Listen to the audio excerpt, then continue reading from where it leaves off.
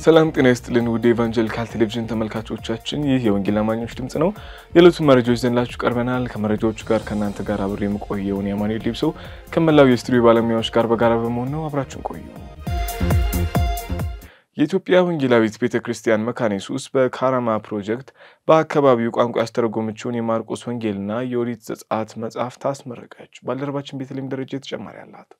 የኢትዮጵያ ወንጌላዊት ቤተክርስቲያን መካነ ኢየሱስ የመጽሐፍ ቅዱስ ትርጉምና ቅዱሳት መጽሐፋት አጠቃቀም አገልግሎት ክፍል ካሉ የትርጉም ፕሮጀክቶች መካከል አንዱ በሆነው የካራማ ፕሮጀክት ተተርጉሞ የታተመበት የማርቆስ ወንጌልና የኦሪት ዘጸአት መጽሐፍ በፋንታሌ ወረዳ መታራ ደብረ ሰላም ቃለ ሕይወት ቤተክርስቲያን ተመርቆ ለምእመናኑ ስርጭት በቅቷል። መጽሐፍቶቹም ማንበብ ለማይችሉ የቋንቋ ተናጋሪዎች በድምጽ ቅጂ ተዘጋጅቶ ቀርቦላቸዋል። የምረቃ ስነ ስርዓቱን በሚስዮንና ቴዎሎጂ መምህር የቤተክርስቲያን ቴዎሎጂካል አገልግሎት ንስር ክፍል አስተባባሪ የሆኑት ቄስ በሊና ኤባ የመሩ ሲሆን የቤተክርስቲያኒቷ የትርጉም አገልግሎት ብሔራዊ አስተባባሪ ቄስ ሰለሞን ኃይሌ መልእክት አስተላልፈዋል። የቋንቋ ተርጓሚዎች፣ ገምጋሚዎች፣ ኮሚቴዎች፣ ተናጋሪዎች እንዲሁም የቤተክርስቲያናት ተወካዮች፣ ሀገር አቀፍ የትርጉም ቢሮ ሰራተኞችና ጥሪ የተደረገላቸው እንግዶች በተገኙበት በዚህ ፕሮግራም አማኞች መጽሐፍቶች ታትመው በመቅረባቸው የተሰማቸውን ደስታ የገለጹ ሲሆን በሚሰሙት የልብ ቋንቋ የእግዚአብሔር ቃል ማግኘታቸውን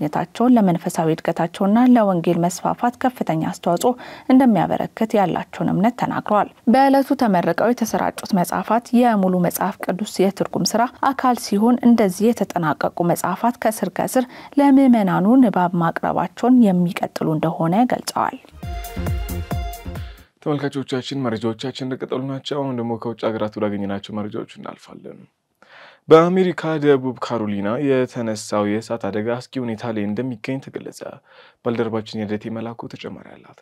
በሰደድ እሳት ምክንያት የሳውዝ ካሮሊና አስተዳደር የአስቸኳይ ጊዜ አዋጅ ከእሁድ ጀምሮ ያወጀ ሲሆን አካባቢው እርጥበት አዘል አለመሆኑንና ከፍተኛ ንፋስ መኖሩን ተከትሎ ሰደድ እሳቱ የከፋ አደጋ ሳያደርስ በቁጥጥር ስር እንዲውል ጥረት እያደረገ ይገኛል። በአስተዳደር ሄነሪ ማክማስተር የወጣው ትዕዛዝ 16 ኪሎ ሜትር ስኩዌር በላይ ቦታ የሚሸፍኑትን 175 ሰደድ እሳቶች ለመቆጣጠር ለሚጥሩት የእሳት አደጋ ሰራተኞች ነፃ አቅርቦቶች ይሰጣል። ግዛቷ በአስቸኳይ ጊዜ አዋጅ ውስጥ ባለችበት ጊዜ በአቅርቦቶቹ ላይ ዋጋ ጭማሪ ማድረግ እንደሚያስቀጣ የተናገረው የካሮሊና አስተዳደር ይሄንን ችግር እንደ እድል በመጠቀም የምግብ፣ የነዳጅ፣ የማደሪያና የሌሎች አቅርቦቶች ዋጋ መጨመር ህገወጥ የሆነ የንግድ እንቅስቃሴ ነው በማለት አስቀምጧል።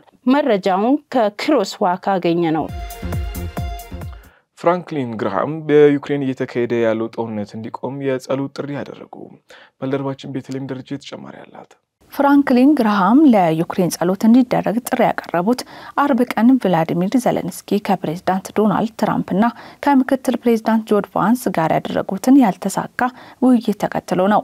አሜሪካ ከዩክሬን ማዕድናት ተጠቃሚ እንድትሆን የሚያደርጋትን ውል ለመፈራረም በነጩ ቤተ መንግስት የተደረገው ስብሰባ እንዳታሰበው አልሄደም ነበር። ምክትል ፕሬዝዳንቱ ችግሮችን በዲፕሎማሲያዊ መንገድ ለመፍታት እየተደረገ ያለውን ሙከራ ባነሱበት ጊዜ ነበር የዩክሬን ፕሬዝዳንት የሆኑት ዘለንስኪ ሩሲያ በተደጋጋሚ የተኩስ አቁም ስምምነትን እንደጣሰችና በዚህ ጉዳይ ላይ ተአማኒነት እንደሌላት የተናገሩት። ይህ ሐሳባቸው ሰላማዊ ይሆናል ተብሎ የታሰበውን ውይይት ወደ ጦፈ ክርክር ቀይሮት ነበር። ፕሬዝዳንት ዶናልድ ትራምፕ የዩክሬን መሪ አሁን ለመደራደር የሚያስችል አቅም ላይ እንዳልሆኑ እንዲሁም በሚሊዮኖች ህይወት ላይ እና በሶስተኛው የዓለም ጦርነት ላይ የቆመሩ እንደሆነ ሲናገሯቸው ተደምጠዋል።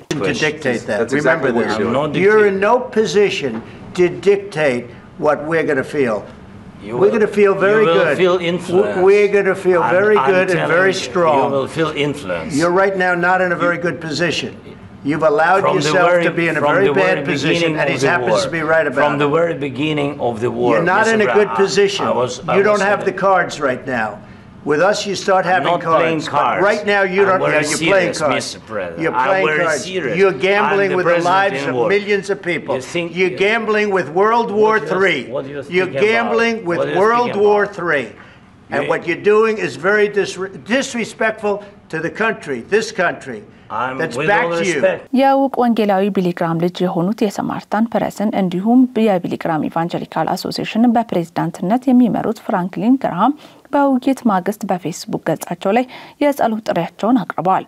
በፕሬዝዳንት ዶናልድ ትራምፕ እና ዜሌንስኪ መካከል የነበረው ስብሰባ ውጥረት የሞላበት እና ያልተሳካ ነበር። ተስፋ ያደረግነው ለውጥ አሁንም ተራዝሟል። ለዩክሬናውያንና በዩክሬን ያለው አስከፊ ጦርነት እንዲቆም እንጸልይ በማለት አስፍረዋል። በፍራንክሊን ግራሃም የሚመራው ሰማርተን ፕረስ ከጦርነት ጅማሬ አንስቶ ከዩክሬን ቤተክርስቲያኖችና አጋሮች ጋር በጋራ በመሆን ለ10 ሚሊዮን ዩክሬናውያን እርዳታ በማድረግ ላይ ይገኛል። ከ120,200 ቶን በላይ የምግብና ከ117 ሚሊዮን ሊትር በላይ ውሃ እንዲሁም የሕክምና እርዳታ አድርገዋል። በተለያዩ ሀገራት ወንጌልን እያደረሱ የሚገኙት ፍራንክሊን ግራሃም የካቲት 29ና 30 በአዲስ አበባ መስቀል አደባባይ የሚያደርጉት ፕሮግራም ተጠባቂ ነው። መረጃውን ከክሮስዊክ አገኘ ነው።